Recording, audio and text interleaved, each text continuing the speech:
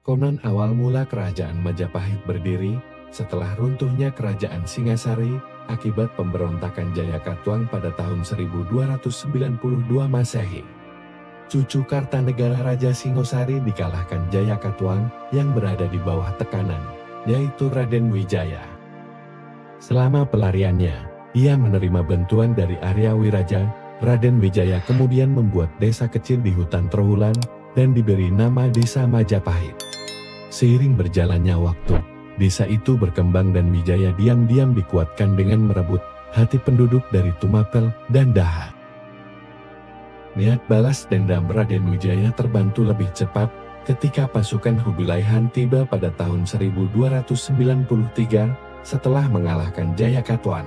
Raden Wijaya menyerang pasukan Hubilaihan karena tidak mau tunduk pada kekuasaan Kaisar Mongol.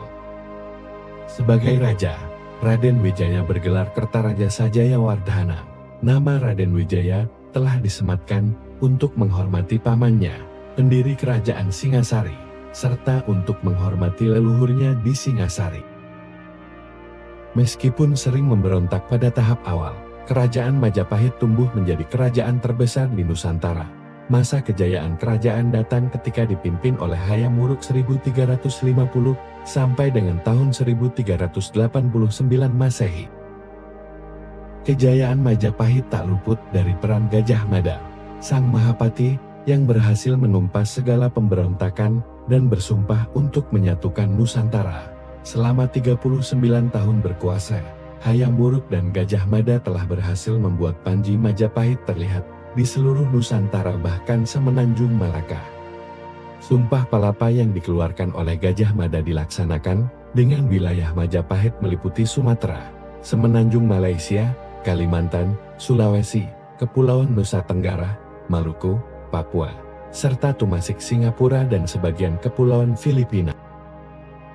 Majapahit juga memiliki armada laut yang tangguh di bawah pimpinan Empu Nala. Berkat kekuatan dan strategi militernya, Majapahit mampu menciptakan stabilitas di wilayahnya. Dari segi ekonomi, Majapahit telah menjadi pusat perdagangan di Asia Tenggara dengan ekspor lada, garam, dan lengkang. Sebagai kerajaan yang besar, kerajaan Majapahit mulai mengalami kemunduran setelah wafatnya Gajah Mada dan Hayam Wuruk.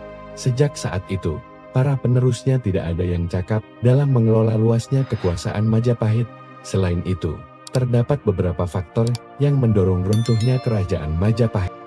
Di antaranya, banyak wilayah taklukan yang melepaskan diri, terdapat konflik perebutan tahta, meletusnya perang Paregreg dan semakin berkembangnya pengaruh Islam di Jawa. Kekuasaan kerajaan Majapahit benar-benar berakhir pada tahun 1527. Hal ini dikarenakan salah satu penyebab runtuhnya Majapahit adalah adanya intervensi kerajaan Islam Demak yang merubah beberapa aspek dalam kerajaan Majapahit. Sejak saat itu, wilayahnya yang tersisa diambil alih oleh Kesultanan Demak. Meski telah runtuh beberapa abad lalu, hingga kini masyarakat modern tetap dapat menyaksikan sisa-sisa peninggalan kerajaan Majapahit. Saksi bisu kejayaan Majapahit muncul dalam berbagai rupa seperti situs, candi, kitab, dan arsitektur. Sebagai salah satu pusat pemerintahan, kerajaan Majapahit banyak meninggalkan beberapa warisan candi seperti Candi Penataran, Candi Tikus, Candi Brahu, Candi Surawana, Candi Bajang Ratu, Candi Ceto, dan masih banyak lagi sisa-sisa peninggalan dari kerajaan Majapahit. Demikianlah informasi dari sejarah berdirinya hingga jatuhnya kerajaan Majapahit. Semoga video ini menjadi bermanfaat untuk sobat semua. Sampai jumpa di next video.